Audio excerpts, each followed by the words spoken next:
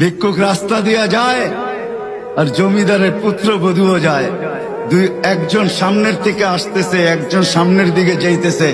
দুইজনের ক্রসিং এর সময় ভিক্ষুকের গায়ের কাদা জমিদারের পুত্রবধূর গায়ে লেগে গেছে। সে দুনিয়া আন্ধার করে ফেলছে, স্বামীকে ডাইকা নিয়ে আসছে, বলছে ভিক্ষুক আমার কাপড় নষ্ট করে দিছে। সে শুধু ভিক্ষুক ছিল না, বৃদ্ধ ছিল। বৃদ্ধ ছিল না শুধু, জীর্ণ ছিল, শীর্ণ ছিল, শরীরে কাপড় ছিল না, ফাটা চিরা কাপড় ছিল, পায়ে জুতা ছিল না, পেটে ভাত ছিল না। জমিদারের পুত্র সইতে পারে নাই, যৌবনী শক্তি সয় কি কইরা তার স্ত্রীর গায়ে ভিক্ষুকের কাদা, বস সমগ্র শক্তিকে হাতে একত্র করা বৃদ্ধের গালে বসায়। বৃদ্ধ কিচ্ছু বলে নাই, শুধু উপরের দিকে তাকায় দুই তিনটা শব্দ উচ্চারণ করছেন।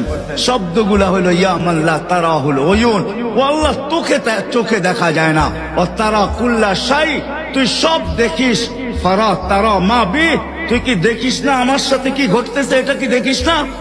বলতে দেরি যুবক, মরতে দেরি হয় নাই। জমিদার চলে আসছে, প্রতিশোধ নিবে।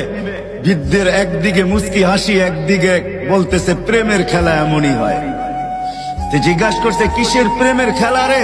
বলছে ওর প্রেমিকার গায়ে আমার কাদা লাগছে, পায়ের কাদা লাগছে, ও সইতে পারে নাই, যৌবনী শক্তি দিয়ে আমার বৃদ্ধ গালে বসায় দিছে। আমাকেও একজন ভালোবাসে, সেও সইতে পারে না, সেও সইতে পারে না। ও তো থাপ্পড় দিয়া খেলতো, সে জান নিয়ে নিছে, জান।